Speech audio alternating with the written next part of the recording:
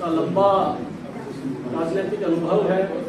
Delhi university student union की president रही हैं, दिल्ली से चुनाव भी लड़ा है और प्रवक्ता के तौर पर बहुत लंबे समय से काम करते हैं। तो मैं ज़्यादा देर बीच में न रहता हुआ ओवर टू गांधी जी अपनी बात आपके बीच।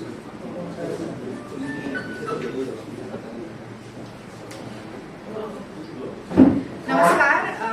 आज की प्रेस वार्ता में मैं सभी मीडिया कर्मियों का, हमारे प्रिंट और इलेक्ट्रॉनिक मीडिया के जितने भी साथी हैं, आप सभी का मैं स्वागत करती हूं, अभिनंदन करती हूं, इस्तकबाल करती हूं। विलंब के साथ आज की प्रेस वार्ता शुरू हो पा रही है। मेरी फ्लाइट डिले हो गई, हालांकि हमने बहुत कोशिश की कि समय से आ पाए, लेकिन आधा पौना घंटा फ्लाइट में विलंब होने के कारण मैं देर से पहुंच पाई। उसके लिए क्षमा प्रार्थी भी हूँ और हरियाणा प्रदेश कांग्रेस कमेटी का आभार भी व्यक्त करना चाहती हूँ कि आज एक बहुत ही गंभीर मसले पर इस प्रेस वार्ता का आयोजन किया है। मुझे लगता है कि ज्यादातर प्रेस कर्मी यहाँ पर इस बात को जानते होंगे कि राष्ट्रीय महत्व के जो मुद्दे हैं उनमें भारतीय राष्ट्रीय कांग्रेस अपने तमाम प्रवक्ताओं को देश की तमाम राजधानियों और बड़े शहरों में भेजकर ऐसे राष्ट्रव्यापी महत्वपूर्ण मुद्दों पर प्रेस वार्ता करवाकर आप सभी लोगों के माध्यम से जनता में चेतना तो पैदा करने का काम कर ही रही है और चुनी हुई मोदी सरकार या प्रदेश सरकारें जो है उन पर सवाल पूछना, कटघरे में खड़ा करना और जनता के प्रति उन्हें अपने उत्तरदायित्व को महसूस करवाने का काम भी कर रही है। और इसी श्रृंखला में मैं आज डॉक्टर रागिनी नायक एक गंभीर मसले पर आपसे रूबरू होने, आपसे बातचीत करने, आपको संबोधित करने के लिए आई हूं। मुद्दा है नरेंद्र मोदी जी की नाक के तले जिस तरह नशे का व्यापार दिन दूनी रात चौगुनी तरक्की कर रहा है, उसके ऊपर चर्चा करना और मोदी सरकार से सवाल पूछना बहुत जरूरी है। पर सबसे पहले मैं थोड़ी सी भूमिका जरूर बांधूंगी और आप सभी लोगों को ये याद दिलाना चाहूंगी कि 2014 में दिल्ली के सिंहासन पर काबिज होने के लिए नरेंद्र मोदी जी ने देश की जनता को तो बहुत सुहाने सपने दिखाए, झूठे वादे, खोखले दावे भी किए, पर सबसे ज्यादा सब्जबाग अगर किसी को दिखाए गए तो वो इस देश के नौजवानों को विश्वास में लिया गया और कहा गया कि हम बेरोजगारी के आलम को खत्म कर देंगे। 2 करोड़ रोजगार जो है, नौकरी के अवसर जो है वो सालाना दिए जाए। और आलम ये रहा कि अमित शाह को खुद ही ये मानना पड़ गया कि ये चुनावी जुमला था। ये 2 करोड़ नौकरी की बातचीत जो थी वो चुनावी जुमला था। मोदी जी को तो यहाँ तक कहना पड़ गया कि नाली की गैस पर अगर पकौड़े बनाए जाएं तो वो भी एक किस्म का रोजगार है, वो भी एक किस्म की नौकरी। और सूरत हाल जो कोरोना का रोना रोने वाली मोदी सरकार है, कोरोना काल से पहले ही सूरत हाल ये था कि 45 साल में सबसे ज्यादा बेरोजगारी की दर हमारे देश में हो गई। सरकार इतनी शर्मिंदा थी कि लगातार आंकड़ों को छिपाया जा रहा था। नेशनल स्टैटिस्टिकल कमीशन के मेंबरान ने इस्तीफा तक दे दिया था। और ये बात मैं इसलिए याद दिलाना चाहती हूँ कि नौजवानों को नौकरी देना तो बहुत दूर की बात है, नौजवानों की बेरोजगारी को दूर करना तो बहुत दूर की बात है। मोदी सरकार हमारे देश के नौजवानों को नशे के अंधकार में झोंकने का काम कर रही है। आज जिस तरह से नशे के पदार्थों की तस्करी बढ़ रही है, अगर मोदी सरकार का संरक्षण ना हो, अगर मोदी सरकार की संलिप्तता ना हो, अगर मोदी सरकार की साझेदारी ना हो, तो इस तरह से नशे के व्यापार को बढ़ाना, नशे के पदार्थों की तस्करी करना मुमकिन हो ही नहीं सकता। और मैं कुछ तथ्य आपके सामने रखकर अपनी बात को साबित करना चाहती हूँ। 13 दिसंबर 2021 के दिन अडानी मुंद्रा पोर्ट, गुजरात का एक पोर्ट है, प्राइवेट पोर्ट है, प्राइवेट बंदरगाह है, 3000 किलो हीरोइन ड्रग्स वहां पर बरामद होता है, जिसकी कीमत करीब 21,000 करोड़ है।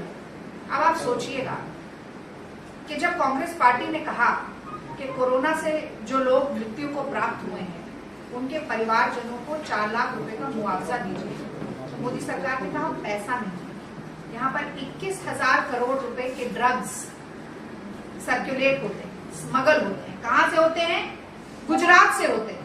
वो प्रदेश जहां से देश के गृह मंत्री आते हैं, वो प्रदेश जहां से देश के प्रधानमंत्री आते हैं, वो आज एक सेफ पैसेज, सेफ हेवन बन गया है ड्रग स्मगलिंग। और ये कौन सी कंपनी है जो इस तरीके का हेरोइन को स्मगल करने की कोशिश कर रही है? एक सेमी कट टेलीकॉम पाउडर के रूप में अफगानिस्तान की एक कंपनी है मेसर्स हसन हुसैन लिमिटेड, जो ईरान के माध्यम से ये ड्रग्स हमारे देश में पहुंचा रही है। अब भारतीय जनता पार्टी के किसी प्रवक्ता को बुलाकर बिठा दो, सुबह से शाम तक 24 घंटे तालिबान को गरियाने के लिए वो चला सकते हैं, लेकिन अफगानिस्तान से ये जो ड्रग्स हमारे देश में आ रहे हैं, इस पर बोलने के लिए अगर कहा जाए तो तमाम भाजपाइयों और संघियों के मुंह में दही जम जाता, जवाब नहीं होते। तो मैं ये जानना चाहती कि इस तरीके की ड्रग स्मगलिंग जो देश में हो रही है, किसकी जिम्मेदारी? इसको रोकने का सबसे बड़ा उत्तरदायित्व किसका है? ये तो मैंने आपको बताया 3000 किलो ड्रग्स जो कि हमारे देश में आ रहे थे, पकड़े गए। 19 जून के दिन,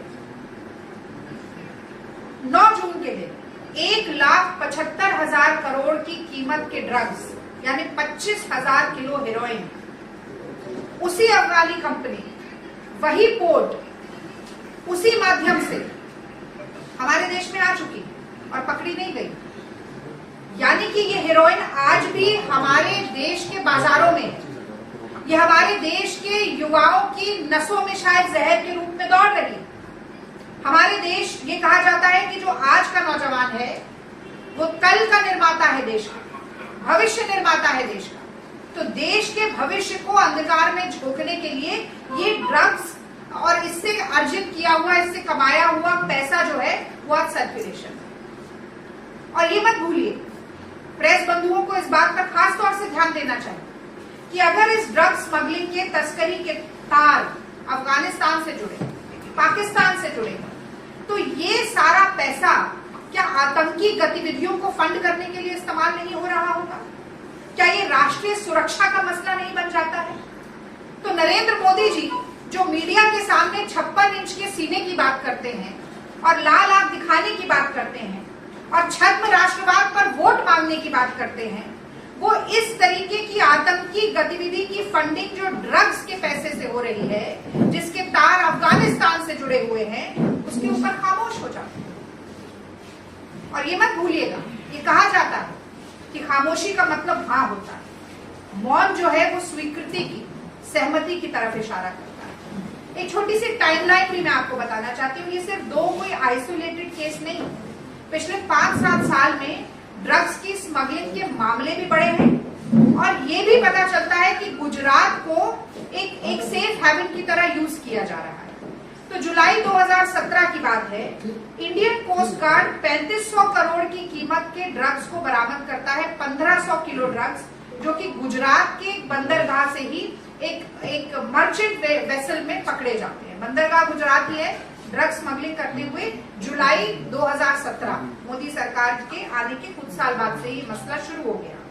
जनवरी 2020 में 5 पाकिस्तानी नागरिक एक फिशिंग बोट पर 175 करोड़ के ड्रग्स लेकर भारत की सीमा में फिर गुजरात के एक पोर्ट से अंदर घुसने की कोशिश करते हुए पकड़े जाते हैं। अप्रैल 2021 में 8 पाकिस्तानी नागरिक फिर गुजरात के कोस्ट पर 150 करोड़ के ड्रग्स को स्मगल करते हुए पकड़े जाते हैं। सितंबर में मैंने 3000 किलो की आपसे अभी बात की, जो कि डायरेक्टरेट ऑफ रेवेन्यू इंटेलिजेंस ने अडानी पोर्ट से पकड़ा था। और सितंबर के ही महीने में, अब ये ध्यान से सुनिएगा, इंडियन कोस्ट गार्ड और anti terrorist squad Gujarat police का, ये दोनों मिलकर एक ज्वाइंट ऑपरेशन करते हैं। जो मैंने कहा है ना कि टेररिस्ट गतिविधि भी इसमें कहीं ना कहीं मिली हुई है। तो कोस्ट गार्ड के साथ साथ एंटी टेररिस्ट स्क्वाड मिलकर एक ऑपरेशन करता है और फिर 150 करोड़ की हीरोइन को पकड़ता है, ड्रग्स को पकड़ता है, जो कि ईरानी कोस्ट से हमारे देश में लाने की कोशिश की जा रही है। अब सबसे बड़ा सवाल जो इस पूरे प्रकरण के बाद उठता है वो ये है कि आखिर क्या कारण है कि पिछले कुछ वर्षों से तस्करी करने वालों का सबसे प्रिय रास्ता गुजरात बन गया है। और मैं एक जानकारी और देना चाहती हूँ आपको, ये जो 3000 किलो के जो ड्रग्स बरामद हुए, उनका बायर जो है वो विजयवाड़ा का, आंध्र प्रदेश का। अब बताइए, क्या आंध्र प्रदेश में बंदरगाह नहीं है?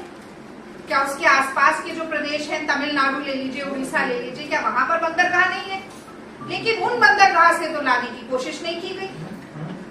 तो आंध्र प्रदेश के एड्रेस वाली एक कंपनी के पास स्मगल्ड ड्रग्स पहुंचाने के लिए गुजरात का रास्ता इस्तेमाल किया जाता है, एक प्राइवेट पोर्ट का रास्ता इस्तेमाल किया जाता है।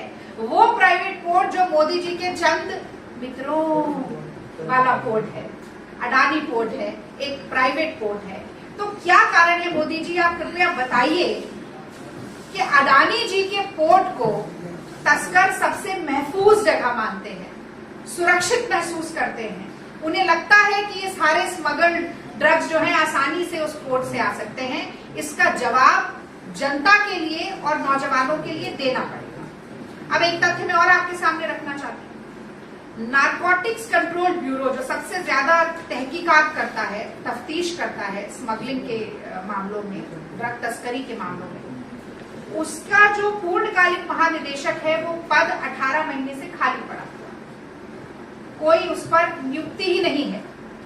तो नारकोटिक्स कंट्रोल ब्यूरो को भी एक तरह से कठपुतली की तरह, जो मोदी जी की आदत है ना, सारी संस्थाएं जो है देश की, वो उनके इशारे पर नाचेंगी, उनकी सुविधा के हिसाब से काम करेंगी और कहीं ना कहीं विपक्षी दलों और नेताओं पर प्रहार करने के लिए काम करेंगी।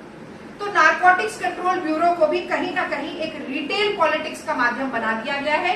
18 महीने से सुध नहीं है मोदी जी को कि उसमें एक महानिदेशक की नियुक्ति करते हैं। और अब तीसरी बात और बड़ी दिलचस्प बात जो आप सब लोगों ने देखी होगी, कोई व्यक्ति अगर राजनीति में इंटरेस्ट नहीं भी रखता है तो भी उसने ये देखा होगा, कुछ महीनों पहले 2 ग्राम ड्रग्स फिल्म इंडस्ट्री में पकड़े गए और सारे तमाम मुद्दे जो देश के हैं उनको 2M दर्जा देके हाशिए पर कर दिया गया।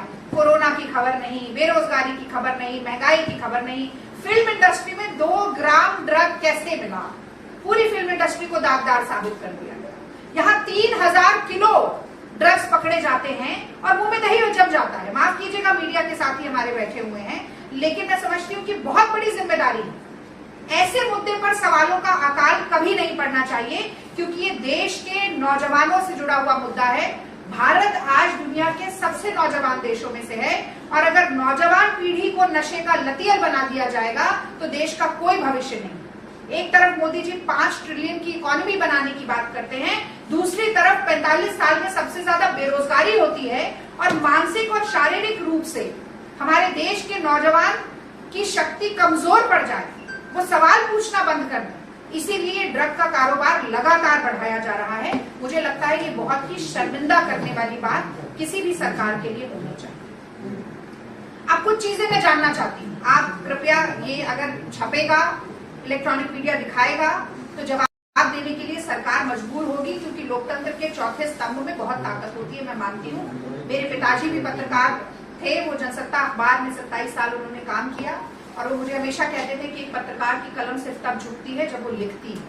और मैं समझती हूँ कि लोकतंत्र के चौथे स्तंभ में इतनी मजबूती है, इसलिए मैं ये सवाल पूछ रही हूँ, इनका जवाब मिलना चाहिए कि 1,75,000 करोड़ के ड्रग्स जो पकड़े नहीं गए 9 जून को, जो हमारे देश में आए थे, वो कहाँ है, किस बाजार में, कौन से नौजवान हैं जो उनसे ग्रसित हैं, जो उनका सेवन कर रहे हैं, ये पैसा कहाँ गया, किधर इस्तेमाल हो रहा है, इसका जवाब सरकार को देना पड़ेगा। मैं जानना चाहती हूँ कि जब 3000 किलो हेरोइन ड्रग हमारे देश में तस्करी के माध्यम से लाने की कोशिश की जा रही थी, तो नारकोटिक्स कंट्रोल ब्यूरो क्या कर रहा था, directorate of revenue intelligence DRI क्या कर रहा था, ED और CBI जो कि विपक्षी दलों और नेताओं पर हमला करने के लिए, मोदी जी की प्रतिशोध की आग को बुझाने के लिए तत्पर रहते हैं, अगर वो मुस्तैदी से काम नहीं करते ड्रग्स की स्मगलिंग को रोकने के लिए, तो ये किसकी जिम्मेदारी बनती है, मैं ये जानना चाहती हूँ। मैं ये भी जानना चाहती हूँ कि अगर देश के युवाओं को नशे की आग में झोंकने के लिए इस तरह से नशीले पदार्थ हमारे देश में आ रहे हैं, तो सरकार उन लोगों को, जो बिग फिश हम जिसे कहते हैं, उन लोगों को संरक्षण क्यों दे रही है। आपने देखा होगा कुछ दिन पहले लगातार जो लोग सोशल मीडिया से संबंध रखते हैं, एस्कोबार सरकार चल रहा था, ट्रेंड, यानी पाब्लो एस्कोबार से भी ज्यादा बदनाम हमारी सरकार हो रही है। लेकिन फिर भी संरक्षण जो है वो हट नहीं रहा है, और संरक्षण का सबसे बड़ा प्रत्यक्ष प्रमाण ये है कि अडानी मुंद्रा पोर्ट की कोई जांच नहीं हुई, सरकार ने किसी जांच के ऑर्डर नहीं दिए। और मैं ये भी जानना चाहती हूँ कि जब सारे ड्रग्स की तस्करी के तार, जैसा कि मैंने कहा, तालिबान से जुड़े हैं, 2 उदाहरण मैंने दिए जहां पर पाकिस्तानी नागरिक भी पकड़े गए, तो ऐसे में अगर आतंकी गतिविधियों में इस पैसे का इस्तेमाल हो रहा है तो क्या ये राष्ट्रीय सुरक्षा पर बहुत बड़ा खतरा नहीं है?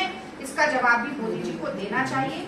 और अंत में मैं कहना चाहूंगी कि कांग्रेस पार्टी की ये मांग है कि जब चौकीदार, तथाकथित चौकीदार की नाक के नीचे चोरी हो रही है, लूट मची है, तो ऐसे चौकीदार को जिम्मेदार नहीं माना जा सकता। और मैं ये कहना चाहती हूं कि सुप्रीम कोर्ट के 2 सिटिंग जज के अंतर्गत एक कमीशन बनाकर इसकी जांच होनी चाहिए, क्योंकि अगर सरकार खुद ही संलिप्त है तो वो किस तरीके की जांच पड़ताल करेगी। हालांकि सरकार ने अभी तक किसी जांच पड़ताल का कोई ऑर्डर, कोई निर्देश दिया ही नहीं। तो चोर की दाढ़ी में जब तिनका होता है, वैसे तो दाढ़ी बहुत लंबी हो गई थी और तिनका नहीं, रफेल ही अटक गया था पूरा। बहरहाल चोर की दाढ़ी में तिनका जरूर होता है, और यही कारण है कि मोदी जी इस पूरे प्रकरण पर, अमित शाह जी इस पूरे प्रकरण पर खामोश है, एक शब्द नहीं बोले, एक ट्वीट नहीं हुआ। देश के नौजवानों की सेहत और देश के नौजवानों के भविष्य के बारे में उनका कोई, मुझे लगता है, एक रोड मैप नहीं है, कोई उनकी चिंता नहीं है और कोई संवेदना नहीं है। यूं तो कहा जाता है कि किसी की दाल काली है, मुझे दाल में कुछ काला है। मुझे लगता है कि ड्रग्स स्मगलिंग के मामले में मोदी सरकार की पूरी दाल ही काली है। और कल एक जो छोटा सा प्रकरण हुआ, मैं वो भी बताना चाहती हूँ। Narcotics, drugs and psychotropic substances, NDPS का एक स्पेशल कोर्ट है गुजरात में, भुज में, narcotics, drugs and psychotropic substances. उन्होंने डीआरआई को डायरेक्ट किया है कि अडानी मुंद्रा पोर्ट की तफ्तीश की जाए और ये देखा जाए कि कहीं मैनेजमेंट और अथॉरिटी को कोई फायदा तो नहीं हुआ इस पूरे ड्रग स्मगलिंग के मामले में। तो ये तो देश ही कोर्ट चला रहा है। आपको याद होगा जब कोरोना की पीक का समय चल रहा था तो इलाहाबाद कोर्ट ने कह दिया था कि ये तो देश ही राम भरोसे चल रहा है, कोई कोविड में संभालने वाला नहीं। महंगाई इतनी हो गई है कि नौजवान, आप देख रहे होंगे, वो पेट्रोल पंप में जहां मोदी जी के होर्डिंग लगे, हाथ जोड़े, उसके आगे हाथ जोड़कर ऐसे खड़े हो जाते, कहते जय हो 100 के पार पहुंचा दिया। औरतें जो है, जो गैस सिलेंडर, उज्ज्वला योजना 1000 रुपए का गैस सिलेंडर कर दिया। तो जो सब्सिडाइज सिलेंडर खरीदने वाले लोग, जिन्हें 23 करोड़ लोगों को गरीबी रेखा के नीचे पहुंचा दिया है, वो 1000 रुपए का सिलेंडर खरीदा।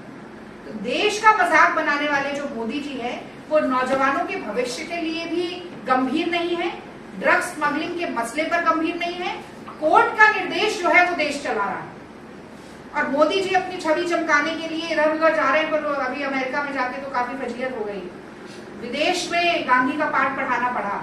तो कल गांधी जयंती है, तो एक बात और कह दूं मैं मोदी जी से, आपके माध्यम से मोदी जी को ये जरूर कहना चाहूंगी कि देखिए, मोदी जी केवल गांधी जी का चश्मा अपनाने से नहीं होगा, गांधी जी का नजरिया अपनाइए और पंक्ति में खड़ा हुआ जो अंतिम व्यक्ति है उसके आंसू पोंछकर सशक्त करने का काम करिए।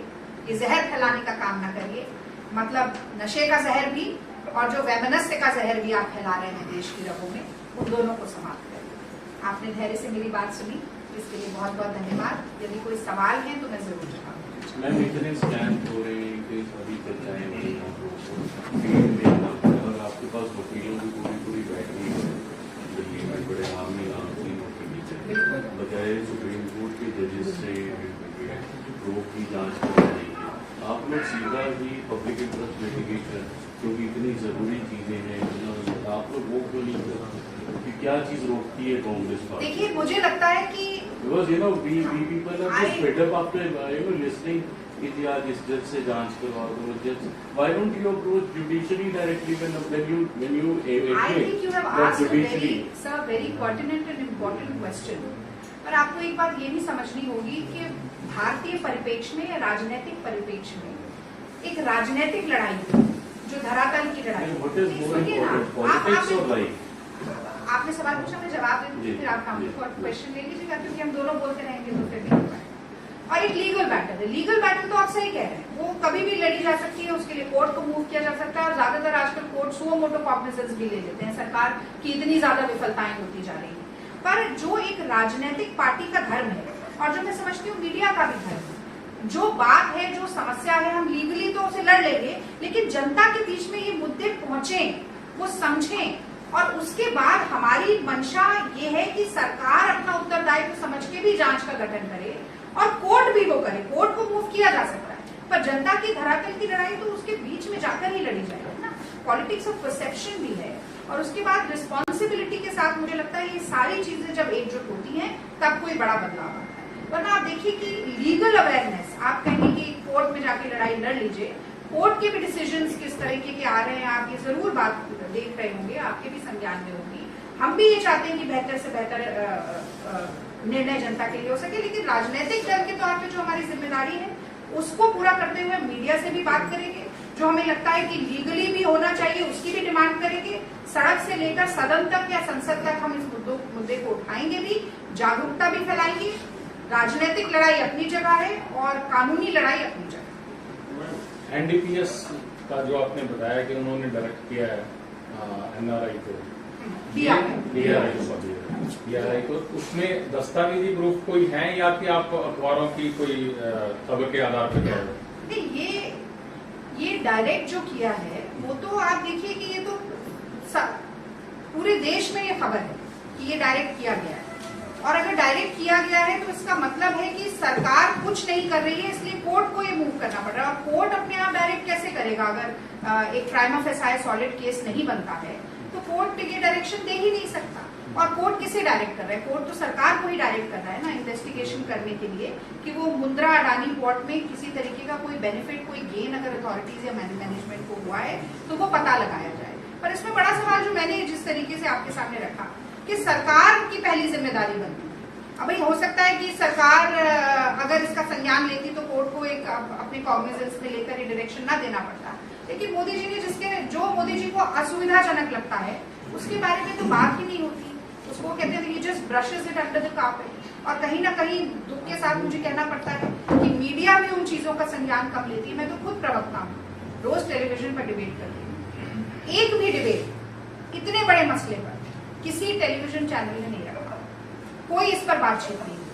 अगर ये गंभीर मुद्दा मीडिया को नहीं लगता है या मीडिया अपने आप इसका संज्ञान नहीं लेती है, तो मैं समझती हूँ कि एक जिम्मेदार राजनीतिक दल और प्रमुख विपक्षी पार्टी होने के नाते जो हम कर रहे हैं कि हम हर प्रदेश में जाकर मीडिया को एड्रेस करने की कोशिश कर रहे हैं, तो करना बहुत जरूरी है। क्या आप ये भी कह रही हैं कि अडानी की आय सबसे तेजी से बढ़ने के पीछे ड्रग्स इकोनॉमी का भी कोई कंट्रीब्यूशन है? अब देखिए, जो मैं इसमें एक हाइपोथेटिकल जवाब ही आपको दे सकती हूँ, क्योंकि जब ये जांच होगी, जब तफ्तीश होगी, जब उसका कुछ निर्णय निकल कर आएगा तब मैं बोल सकती हूँ। लेकिन हाँ, मोदी जी का साथ उनकी आय तेजी से बढ़ाने में मैं समझती हूँ वो सबसे बड़ा योगदान। मान के चल रहे हैं आप, अज्यूम कर रहे हैं। ये तो अजम्पशन भी नहीं है, तो आप देख लीजिए जिस तरीके से ठप्पे बट्टे खाते में इतने सारे कॉर्पोरेट्स के लोन चले गए, किसानों का 1 रुपए का लोन बट्टे खाते में नहीं जाता है, तो किसको ये फसल बीमा योजना जो चलाई थी प्राइवेट कंपनीज को, उसका फायदा हो जाता है। एक बात और, मैं एक लाइन और दूँ, जो 3 काले कानून बने हैं गोदामों पर, एसेंशियल कमोडिटी एक्ट आने से पहले ये सारे गोदाम अडानी जी के बन जाते हैं, फिर कानून लेकर आया जाता है। तो ये उलटबाजी तो चली रही है ना देश में, ये किससे छुपी हुई? तो जग जाहिर बात। ये तो कांग्रेस की कोर्ट अथॉरिटी ने ये कहा है कि हमारा काम कोर्ट चल रहा है, हमारा काम जो है तस्करी देखना और तस्करी रोकना नहीं। तो आप क्या सोचते हैं इस पर? मैंने तो आपसे कहा कि ये काम नारकोटिक्स कंट्रोल ब्यूरो का होना चाहिए, पर जब अगर उसका उच्चतम पद आप खाली रखेंगे तो वो भी, मैंने आपको ये बात कही कि वो तो सरकार के इशारों पर चलता रहेगा। और वो चल भी रहा है कि नहीं, ये कैसे पता चलेगा? कि जब कोई निर्देश देने के लिए, जब कोई एक कार्यवाही करने के लिए कोई डायरेक्टर ही नहीं है नारकोटिक्स कंट्रोल ब्यूरो में, तो ये तो आपने बिल्कुल ठीक बात कही कि जो जिसका काम उसी को साजे। अब जो संस्था आपने बनाई है उन संस्थाओं को आप खुद ही अपारिश रखना चाहते हैं, और अगर आप नहीं रखना चाहते तो आप क्यों नहीं नियुक्त वो तो अपना काम कर ही रही है ना, वो party going through internal tussle in so many states. our party is going to another tussle, okay. like Punjab, Haryana, Everywhere you have and an if you don't organization. have unity in yourself, then how can you say आप centre में भी दिक्कत में, states में भी दिक्कत में, तो उधर भी टाइम कम है, अलग यूनिटी, तो आप मुद्दे उठा भी नहीं पा रहे। Sir, very humbly, I would like to say that I don't want to dilute the gravitas and importance of the topic in hand, but very briefly, I am going to answer your question. You see, be it Punjab, Haryana, or any other state, the Congress party will always go amongst the people during the elections with a united and a collaborated front. And I think in the history of Indian politics, there's not even a single party which has not faced, quoting you, internal tussle, which has not faced defection, which has not had turncoats in its foil. तो आप सुनिए ना, आप मुझे पूरा करने दीजिए, ऐसे नहीं, मुझे पूरा बोलने दीजिए, मैं यहीं बैठी हूँ, मैं कहीं जा नहीं रही। तो अब आप देखिए, आया राम गया राम को ये भी एक हफ्ते पहले से तो ये टर्म नहीं बनी, बहुत पुरानी है। तो हम और भारतीय जनता पार्टी में आप लगातार देख रहे होंगे कि उनको उत्तराखंड में 3 मुख्यमंत्री बदलने पड़ गए एक ही कार्यकाल में। कर्नाटक में येदियुरप्पा जी को जैसे ही हटाया, उन्होंने कहा कि मोदी की लहर ही नहीं है, कर्नाटक में मोदी का नाम लोगे तो चुनाव हार जाओगे।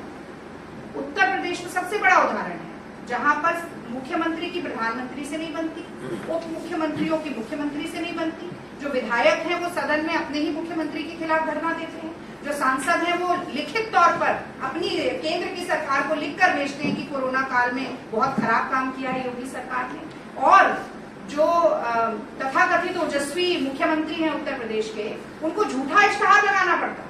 वो बंगाल से फ्लाईओवर लाते हैं, अमेरिका से फैक्ट्री लाते हैं, और उसमें भी मोदी जी की फोटो नहीं देते, खुद काल पुरुष की तरह खड़े होकर ऐसे ऐसे हाथ हिलाते। तो कहाँ टसल नहीं है, आप बताइए ना। कांग्रेस में तो सबसे ज्यादा see we have a democratic process that we follow in our party, and that is the reason why you would see ample of difference of opinion, because there are ample opportunities of freedom of expression. तो आपको दिखता ही नहीं है, मोदी जी ने तो संजय जोशी जी का गुजरात में career खत्म कर दिया, आ गए करियर उनका। अटल जी तो ऐसे खड़े, माफ कीजिए, अडवाणी जी तो ऐसे खड़े रहते हैं आज भी, मुरली मनोहर जोशी जी। कांग्रेस, और ये बड़ी अजीब बात है, आप कह रहे यूनिटी नहीं है, केंद्र ये भाई, अगर किसी राज्य में कुछ नेताओं के बीच में मतभेद है तो वो केंद्र में आते हैं, केंद्र के नेतृत्व से बात करते हैं और वो सुलझ जाता है, तो केंद्र मजबूत है या कमजोर है? आप कमजोर बता रहे हैं, ये तो मजबूती की निशानी है। तो जैसे कहा, जैसे मैं फिर इसको गांधी जयंती के साथ जोड़ूंगी, जो ये कहा रहता है ना, मजबूरी का नाम महात्मा गांधी, ये भी वैसी उलट बांसी है जैसे कांग्रेस के नेतृत्व को मजबूर बताया जाता है। मजबूती का नाम महात्मा गांधी, और जब राज्यों की समस्या को केंद्रीय नेतृत्व सुलझाता है तो वो भी मजबूती के निशान। रागिनी जी, एक सवाल मेरा था, रागिनी जी तो अगर उठाए ठीक है, लेकिन पार्टी के अंदर से जो आवाज उठा रहे हैं, जैसे कपिल सिब्बल और G20 आवाज उठा रहे हैं, इसके ऊपर ज्यादा सवाल उठ रहे हैं। नहीं, बिल्कुल, मैं तो कहती हूँ कि डिसेंट और difference of opinion strengthens democracy and democratic processes, अगर कोई बात है। लेकिन मेरा ये मानना है कि पार्टी फोरम के भीतर मौका मिलना चाहिए बोलने का, और पार्टी फोरम के भीतर ही वो होना चाहिए। One must not wash it's dirty linen in public, ये तो एक, मुझे लगता है, एक थंब रूल है। और बिल्कुल हम चाहते हैं कि ज्यादा से ज्यादा लोगों की बात पार्टी में उठे भी, और उसके हिसाब से, क्योंकि कोई भी जो नेता है वो कहीं ना कहीं किसी न किसी वर्ग का, किसी न किसी क्षेत्र का प्रतिनिधित्व करता है, और उसकी बात को जरूर वो देना चाहिए। रागिनी जी, मैं एक सवाल पूछना चाह रहा था आपसे। आपने पार्टी में लोकतंत्र की बात कही, तो कपिल सिब्बल जी के घर के सामने जिस तरीके से प्रोटेस्ट हुआ, वो कैसा लोकतंत्र है? और आपकी पार्टी के ही नेताओं ने इसकी वर्चस्व की, इसको क्रिटिसाइज किया और इस पर सवाल उठाए। तो एक तो सवाल मेरा ये था। दूसरा, नशे को लेकर जो आपने सवाल उठाया है कि गवर्नमेंट की इसमें इन्वॉल्वमेंट है, पड़ोसी सूबा है हमारा पंजाब, सबसे बड़ा अगर मुद्दा है कोई पंजाब में आज के दिन और हमेशा से रहा है, वो है नशे का। आपकी सरकार रही अब भी है, लेकिन अगर गवर्नमेंट की इन्वॉल्वमेंट है, आपकी सरकार जब बनी तो वहां पे जो एक्टिविटीज की, नशा तो आज तक रुका नहीं है, आज भी वैसे ही बढ़ रहा है। तो ये घटनाएं हैं, किसी सरकार को इसमें इन्वॉल्व करना आप कहाँ तक उचित मानती हैं? नहीं, आप ये कैसे, किस तथ्य के आधार पर कह रहे हैं कि हमारी सरकार के समय में पंजाब में नशे का काम बढ़ रहा है? मैं तो बिल्कुल इसको सही नहीं मानती। नशा घट गया, खत्म हो गया? नहीं, खत्म नहीं हुआ, लेकिन हमने जिस हिसाब से उड़ता पंजाब पिक्चर भी बनी थी, और जो अकालियों के राज में उड़ता पंजाब कहा जाता था कि नशे कर करके सब उड़े ही रहते हैं, वो बिल्कुल उस तरीके की गतिविधियां कम हुई है। और मैं आपको याद दिलाना चाहूंगी कि हरसिमरत कौर बादल के भाई और पूर्व पंजाब के मुख्यमंत्री के साले मजीठिया जी, वो 6,000 करोड़ के सिंथेटिक ड्रग स्कैंडल में उनका नाम आ गया था।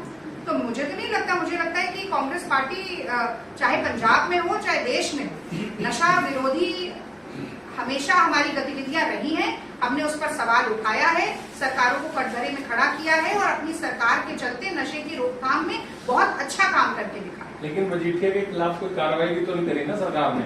यही तो मुद्दा खड़ा हुआ।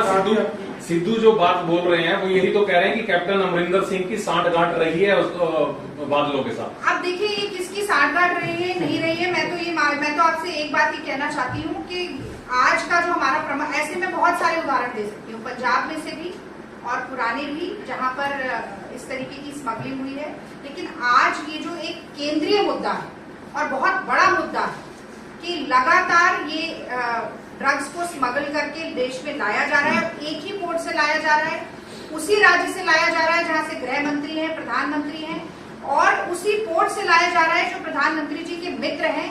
इससे बड़ी सांठगांठ तो मुझे नहीं लगता कि देश में किसी और की हो सकती है, और ये बिल्कुल प्रत्यक्ष है, आंखों के सामने है। कहा जाता है प्रत्यक्ष को प्रमाण की जरूरत नहीं है। अगर मोदी जी में जरा सी भी जिम्मेदारी है तो मैं समझती हूँ कि वो खुद इनिशिएटिव लें, पहले तो जवाब दें कि ऐसा क्यों हो रहा है, और फिर कहीं ना कहीं एक सुप्रीम कोर्ट के सिटिंग जज का कमीशन बनाकर जांच की जाए। तो रानी जी, आपको लगता है मसला तो स्टेट गवर्नमेंट का है, इसमें केंद्र सरकार जो है हमारी, उसका क्या इन्वॉल्वमेंट आपको लगता है? क्योंकि ये एक राज्य की पूरी रामायण मैंने आपको सुना दी, आप कह रहे हैं कि सीता के तो पति कौन थे? बात है, अब मैं पूरी कहानी आपको प्रधानमंत्री हर आपराधिक घटना पे रिएक्ट ये करते हैं आपको क्या? छोटी सी आपराधिक घटना लगती है? नहीं, मैं ये पूछ रहा हूँ आपसे। प्रधानमंत्री जी बिना बुलाए बिरयानी खाने पाकिस्तान चले जा सकते हैं। नहीं, आप सुनिए ना, ये आपको छोटी सी घटना लगती है कि मैंने छोटी घटना नहीं कही, मैंने एक आपराधिक घटना कहा है, छोटी आपराधिक, ये केवल आपराधिक घटना है। 3,000 किलो हीरोइन पकड़ी गई, 25,000 किलो पकड़ी नहीं गई, वो देश में घूम रही है। उससे जो पैसा, अभी तो काला धन लाने 15 लाख की बात की थी, ये सारा पैसा कहाँ जा रहा है? ठीक है, आपकी बात की घटना है, बड़ी घटना है। मैं बस ये पूछा आपसे कि आप क्या चाहती हैं केंद्र सरकार से कि पीएम इसको रिएक्ट करें, इस पर प्रतिक्रिया दें? भाई साहब, आपने ध्यान नहीं दिया मेरी प्रेस वार्ता में, वरना आपको पता चल जाता कि मैं क्या चाहती हूँ। मैं फिर से आपने यही कहा ना, कोई जिक्र नहीं किया। या तो मैं बोल लेती हूँ या आप बोल लेती। नहीं, मैं तो आप ही बोलेंगे, हम तो बस पूछ रहे हैं। तो नहीं हो पाएगा। आप मेरा जवाब सुन लीजिए, 2 मिनट का मौका मुझे भी दीजिए। आपका सवाल सुन लिया। मोदी सरकार जिम्मेदार है, इसलिए जिम्मेदार है क्योंकि लगातार मोदी जी, अगर आप ऐसे किसी प्रकरण को रोकने की कोई चेष्टा नहीं करते हैं तो आप उसके साझेदार ही माने जाते हैं, पहली बात। दूसरी बात, नेशनल ये जो ब्यूरो है ड्रग्स को पकड़ने का, आपने उसमें कोई भी महानिदेशक नियुक्त नहीं किया, वो आपकी गलती है। तीसरी बात, आपका ही प्रदेश, भाई हम बड़े गौरव के साथ कहते हैं, गुजरात का नाम लेते हैं, आप ही का प्रदेश है, आप भी कहते हैं। गृह मंत्री उसी राज्य से, प्रधानमंत्री उसी राज्य से, और उसी को लगातार मैंने 7 साल की टाइमलाइन बताई है। एक ही पोर्ट को इस्तेमाल किया जा रहा है बार बार ड्रग्स की स्मगलिंग के लिए, तो इसमें मोदी जी का कोई लेना देना नहीं। ये सारी चीजें जो हैं वो कहीं ना कहीं ये इशारा करती है कि मोदी जी इस पर कुछ कहना ही नहीं चाहते। और मैं तो ये बोलती हूँ कि आप अडानी मुंद्रा पोर्ट की जांच करवा लीजिए, दूध का दूध पानी का पानी हो जाएगा। रफेल का मुद्दा होता है, आपको जांच नहीं करानी। पेगासस का मुद्दा होता है, आपको जांच नहीं करानी। पार्लियामेंट आती है, आपको बहस नहीं करनी। किसानों का 3 काले कानून है, आप पहले कानून बना देंगे, फिर कहेंगे कि आप आ जाइए बात कर लीजिए, और अगर फोन मिलाया और कहेंगे I am just a phone call away, और जब अगर फोन करने की बात आएगी तो आप गायब हो जाएंगे। तो ये कैसे प्रधानमंत्री हैं जो अपनी ही मन की बात रोकते रहते हैं? देश में जो हो रहा है, जनता के बीच में जो हो रहा है, उससे उनका कोई सरोकार नहीं है। और अगर ये आपका कहना है कि प्रधानमंत्री केवल अंतर्राष्ट्रीय मुद्दों पर बात करने के लिए है, देश के मुद्दों पर बात करने के लिए नहीं है, या घर पे बैठकर मोर को दाना चुगाने के लिए है, तो मुझे लगता है उनके झोला उठा के जाने का समय आ गया। इशू ये है कि आपके कांग्रेस जिन्हें 7 साल से लगातार इशू उठा रही है, नेशनल इशू भी उठा रही है और इंटरनेशनल इशू भी उठा रही है। डॉक्टर रागिनी नायक, हाँ बता जी ठीक है, तो पंजाबी में उसमें इशू सिर्फ जो लोगों की बात में सामने आता है, जिसमें आपने कहा कि बहुत चुनावी वादे किए थे, झूठे थे, ये थे, बेरोजगारी दर बढ़ गई है।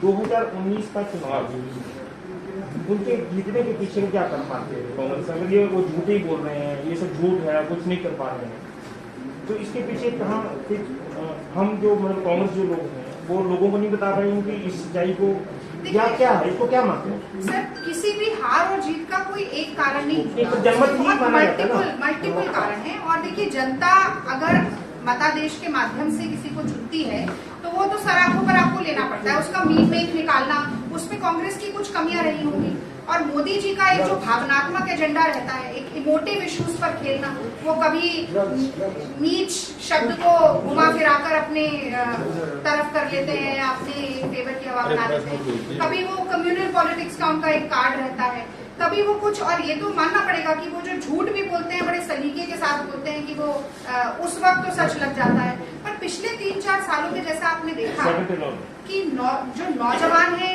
उनके पास रोजगार नहीं है, वो भी सड़क पर उतरकर आंदोलन कर रहे हैं। हाथरस हो, नाप, उस देश की जो तमाम महिलाएं हैं उनके ऊपर जो अपराध बढ़ रहा है, महिलाएं भी आवाज उठा रही हैं। किसान तो आप लगातार देख ही रहे हैं, और किसानों के साथ क्या बर्ताव हो रहा है वो तो यहाँ से अच्छा कौन जाने, यहाँ से अच्छा कौन समझ पाएगा कि ऑर्डर एसडीएम दे देता है कि सर फोड़ो जाके किसानों का। और हरियाणा से बेहतर नौजवानों की दुख कौन समझेगा जहाँ पर 28 पेपर लीक हो जाते हैं।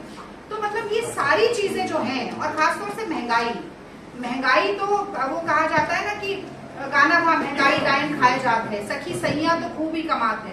तो अगर यूपीए के कार्यकाल में महंगाई थी तो कमाई भी थी, अब सिर्फ महंगाई रह गई है, तो सैया की कमाई खत्म हो गई है। ये सबसे बड़ी दिक्कत आ गई है, नौकरी नहीं है, जो व्यापार है, कारोबार है, सब ठप हो गए। मैं समझती हूँ ये सारी चीजें एक साथ मिलकर जनता को मोदी जी के खिलाफ खड़ा किए हुए हैं। और लगातार जिस तरह से राहुल गांधी जी के नेतृत्व में, सोनिया जी के नेतृत्व में जन जन की आवाज उठाने का काम हमने किया। एक बात मैं जरूर कहना चाहती हूँ, क्योंकि यहाँ भी किसानों का मुद्दा यहाँ से जुड़ा रहा है। 2014 में सरकार आते ही अध्यादेश के माध्यम से मोदी जी ने भूमि अधिग्रहित करने का काम किया। उसमें तब भी हमारी 42-43 हमारे सांसद थे, कोई हमारा नेता विपक्ष तक का हमारे पद नहीं मिला था। लेकिन जनता के मुद्दे को राहुल जी ने उठाया तो सरकार को घुटना टेकना पड़ा, वो गलत ऑर्डिनेंस वापस लेना पड़ा। और उसके बाद आप देखिए फसल बीमा 2015 में तो जाके सुप्रीम कोर्ट में शपथ पत्र दे दिया मोदी जी ने, और उन्होंने कहा कि हम एमएसपी के हिसाब से तो कोई मूल्य दे ही नहीं सकते, वरना बाजार ठप बैठ जाएगा। फसल बीमा योजना में किसानों का पैसा प्राइवेट कंपनी को दे दिया, और अब ये 3 काले कानून आ गए। कांग्रेस लगातार ऐसे मुद्दों को उठा रही है, और मुझे ऐसा लगता है कि मंजिल भले ही दूर हो, एक एक कदम जो सही दिशा में चल रहा है वो आपको मंजिल के करीब कानून की बात आपने की, क्योंकि आप हरियाणा में बैठे हैं, एचपीसी में बैठे हैं। हरियाणा के चीफ मिनिस्टर ने भी 3 दिन पहले प्रेस कॉन्फ्रेंस की थी, और उनका ये जो काले कानून की बात करे जा रहे हैं कृषि कानून में, ये तो कांग्रेस करना चाहती थी, अब तो उनको इस बात की दिक्कत है कि इसलिए कि मोदी ना ले जाए। ये उन्होंने एक आरोप लगाया है कांग्रेस पे, तो ये कानून तो कांग्रेस लेके आना चाहती है। भाई अगर कांग्रेस लेके आना चाहती थी तो बता दे कि हमने कहाँ ये लिखा था। मैनिफेस्टो के हमारे 2 लाइन पढ़ के, मतलब कांग्रेस के मैनिफेस्टो के हिसाब से भारतीय जनता पार्टी अब चलेगी क्या? उसमें हमने 5 सुरक्षा कवच भी बनाए थे कि मंडियों का कैसे विस्तार होना चाहिए। हमने ये भी बताया था कि उसमें न्याय योजना भी जुड़नी चाहिए, और हमने तमाम ऐसे 4-5 बिंदु रखे थे। उनके ऊपर तो कोई ध्यान आकर्षित नहीं हुआ। और मैं तो ये जानना चाहती हूँ कि पिछले 10 महीने से धूप, बारिश, ठंड, गर्मी सब कुछ झेलते हुए अपने घर परिवार, अपने खेत खलिहान छोड़कर किसान क्यों बैठा रहेगा? अगर किसान को नहीं पता है कि उसके कानून, ये कानून उसके ऊपर कैसे असर करेंगे, एसी के कमरों में बैठे हुए नेताओं को पता है, जिन्होंने किसी स्टेक होल्डर से बात ही नहीं की। कोरोना के बीच में फिर ऑर्डिनेंस के माध्यम से इन कानूनों को लाया गया, और सुप्रीम कोर्ट को इनके ऊपर पाबंदी लगानी पड़ी। सरकार वापस नहीं लेना चाहती। मैंने वही कहा, कोर्ट सरकार देश चला रहे हैं, कोर्ट सरकार चला रहे हैं, तो आप किसानों से बात भी नहीं करना चाहते, और आप कह रहे नहीं जी ये कानून तो आपके हक है। चीफ मिनिस्टर ने ये कहा था कि जो कांग्रेस के चीफ मिनिस्टर थे, अब तो नहीं है पंजाब के, उन्होंने कहा कि इसको हरियाणा में ले जाओ, पंजाब के किसान भी हरियाणा में चले जाओ, पंजाब में मत करो। मुझे लगता है किसानों को ना क्षेत्र के हिसाब से नहीं बांटना चाहिए। और अभी जो पिछला भारत बंद हुआ 27 तारीख को, आपने देखा होगा कि हरियाणा से उड़ीसा तक, दिल्ली, मध्य प्रदेश, बिहार, उत्तर प्रदेश, हर जगह इस बंद का असर हुआ। तो जो लोग ये कहते थे कि ये एक सिमटा सिकुड़ा हुआ आंदोलन है, उनकी खुद की बोलती बंद हो गई। और मैं बस अब ये अपेक्षा करती हूँ कि मोदी जी के अकल के ताले खुल जाएं, और वो किसानों के दर्द को समझें, कि काले कानून खत्म किए जाएं। और ये इतना लंबा संघर्ष भी नहीं होना चाहिए। ये किसान की फसल और नस्ल का सवाल है, इस देश के 60 करोड़ लोगों का के भविष्य का सवाल है, और इसको एक द्वंद्व के कारण नहीं रखना चाहिए। मैडम, किसान स्वामीनाथन आयोग की जो रिपोर्ट थी, मुझे चाहते थे कि वो आए देश में, लेकिन 10 साल उस समय बनने के बाद कांग्रेस का राज रहा, तो कांग्रेस ने क्यों लागू नहीं की स्वामीनाथन? भाई देखिए, कांग्रेस ने तो बहुत कुछ किया जो मोदी सरकार नहीं कर रही। कांग्रेस ने 72,000 करोड़ का लोन माफ किया। फ्यूल एक्साइज ड्यूटी से 23 लाख करोड़ रुपया मोदी सरकार ने अपनी जेब में डाला। 1 रुपए का लोन क्यों नहीं माफ किया? 627 किसान इस आंदोलन में मर गए। मोदी जी ने क्या एक किसान के लिए सांत्वना का शब्द लिखा? आप शायद कोई भाई साहब यहाँ बैठे हैं, अगर कह देंगे कि ये कोई जिम्मेदारी नहीं है, छोटी सी बात है, 627 लोग मर गए, पर मोदी जी इस पे क्यों प्रक्रिया करेंगे? पर छोटी छोटी सी चीजों पर विदेशी नेताओं को ट्वीट करने वाले मोदी जी कुछ नहीं करते। कांग्रेस को क्या दिक्कत थी? पंजाब सरकार ने मैं आपको एक छोटा सा उदाहरण देती हूँ। 2015 में मैंने आपको बताया कि स्वामीनाथन रिपोर्ट लागू नहीं हो सकती, मोदी जी ने शपथ पत्र दे दिया सुप्रीम कोर्ट में। हमने नहीं दिया कोई ऐसा शपथ पत्र। अब गन्ने का समर्थन मूल्य बढ़ाने की बात हुई। आज भी पूरे देश में गन्ने का सबसे ज्यादा समर्थन मूल्य पंजाब की सरकार दे रही है। उसकी देखा देखी में उत्तर प्रदेश में 25 रुपया बढ़ा दिया गया। तो भाजपा के नेता वरुण गांधी आके कहते हैं कि 400 रुपए से कम आप करेंगे तो उसका कोई फायदा नहीं है। मुझे लगता है ऐसे बहुत से सवाल हैं देश की। और जीएसटी ज्यादा तो हरियाणा में जाता हूँ, टेक्निकली चलिए बढ़ा दिया होगा, हरियाणा में ज्यादा रहता 2 रुपया ज्यादा हो सकता है। पर मैं ये कह रही हूँ कि जीएसटी पहली बार आजाद भारत में मोदी सरकार ने जीएसटी लगाया। ट्रैक्टर पे, फार्म इक्विपमेंट्स पे, पेस्टिसाइड पे, बीज पे 12 से 18% का टैक्स दे रहे हैं। 25,000 रुपए का लागत मूल्य जो है किसान का प्रति हेक्टेयर बढ़ गया है। और दे क्या रहे हैं वापसी में? आप कह रहे हैं 2 रुपए, हरियाणा में शायद ज्यादा बढ़ गया है। 25 रुपया, 4 पैसे पर किलो आलू पे बढ़ा दिया गया है। 500 रुपए वो कोई प्रधानमंत्री किसान योजना है उसमें बढ़ा दिया गया है। ऊंट के मुंह में जीरा भी नहीं है। 25,000 रुपए प्रति हेक्टेयर की लागत बढ़ी और 500 रुपए जेब में। ये तो ऐसा हो गया कि एक पॉकेट मार जेब काट ले। Subscribe now and press the bell icon. Never miss an update.